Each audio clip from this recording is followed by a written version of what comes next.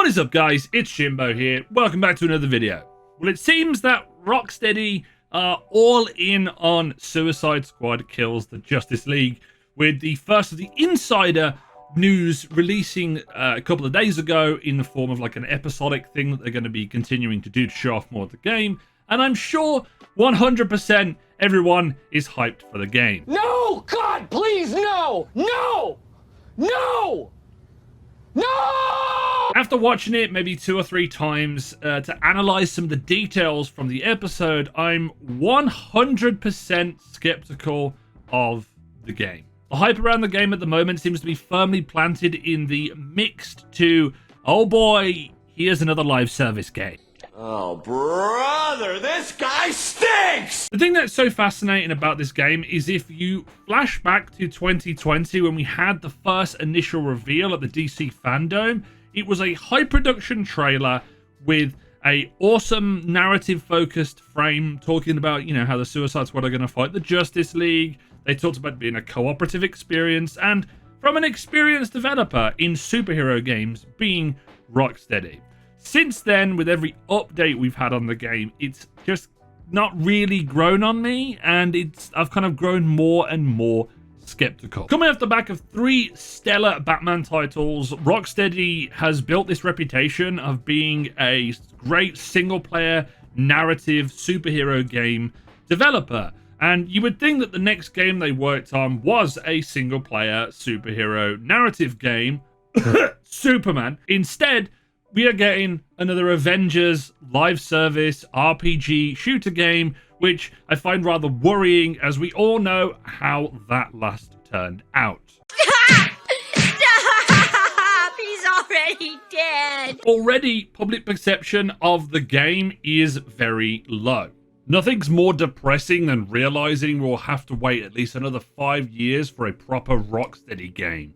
I never wish for a game to fail, but the faster it does, the faster they'll get started on the next one. Never been more disappointed in a game I've been hyped for. How am I going to kill the Justice League? Well, just upgrade your battle pass, get some legendary versions of the weapons you already have, and shoot them. At Rocksteady, storytelling and character depth are at the core DNA of our games, which is why we're making a live service RPG shooter. Oh boy, replaying the same encounters endlessly in search of legendary loot. I can't wait to replay the same exact Green Lantern fight for the 100th time. This is just a small snippet of all of the comments on a variety of the different Suicide Squad videos, and is a huge yikes for public perception of the game, and it needs turning round fast. It's going to be crucial in selling the game, keeping people's jobs, and keeping the game alive in the future. If there's going to be no players to play it, then how are they going to keep it alive? 50% of what I have seen I've liked, but the other 50% is really not enticing whatsoever. For every green flag, there's 2 red flags. Metropolis looking vibrant and quite massive, but empty between activities, which worries me because you're going to need things to do in a loot-based game while you're also traveling and using the traversal system between point A and point B. Traversal does look really fun though, I'll admit that, but it is offset by combat, and that's 100% because of the live service systems in the game. Instead of an Arkham style combat system where we do different combo points, we build stuff off with melee, different abilities and such, we get use this gun and the 1 melee attack from each character and a finisher move, and then you make sure to shoot the weak spots for the ultra mega combo points for shield loot and whatever they decide to do. But hey, look on the bright side, guys, it could be really fun. It's totally not been made that way for a loot system in the game or anything. I'm sure we won't have generic ass loot that is the same on all of the characters that we can just farm over and over. Oh!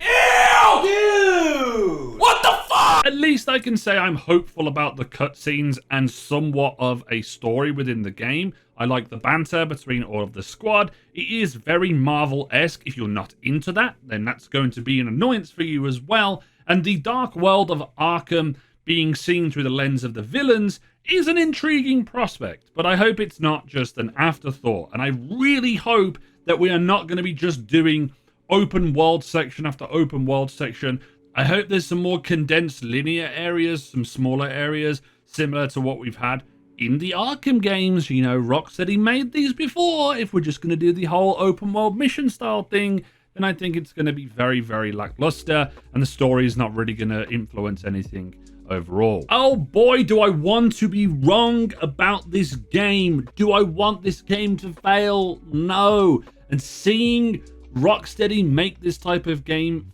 feels like so much wasted potential. It would be like Santa Monica Studios waiting 4 years to bring out the next God of War game, and instead of bringing out the God of War game, they bring out a God of War gacha mobile Candy Crush style game instead. It may be pretty good, but it's not God of War 3 that everyone's been asking for. Kind of like when The Last of Us 2 gets remastered instead of Bloodborne. Why would you say that? I'm not generally a negative person when it comes to games, but I've seen this before. We've seen the exact blueprint happen before with Marvel's Avengers. Things were sacrificed in the game in order to make it into a live service title. We've already seen Warner Brothers do this before with Gotham Knights, which was originally a live service game, and then it was turned into a single player game. This 100% hurts my heart. I'm a really big fan of Rocksteady, but seeing them go down this path, or maybe being forced to go down this path, because, you know, when two of the co-creators of the studio leave in the middle of development, it's kind of a big sign, but I digress. Seeing Rocksteady make this type of game is just really disappointing, and that's why I decided to make this video to talk about it, because hopefully the perception on the game will change. Maybe I'll stop being more skeptical. Maybe I'll check it out when the game launches, but who knows at this point. I'm just a guy with an opinion on the internet. You don't have to agree with me. You do. But if you do agree with me, leave a comment down in the comment section. If you disagree, leave in the comment section down below. Leave a like on the video, subscribe if you're new, and turn on the notification bell as always. And this has been It's Jimbo, and I'll see you guys next time.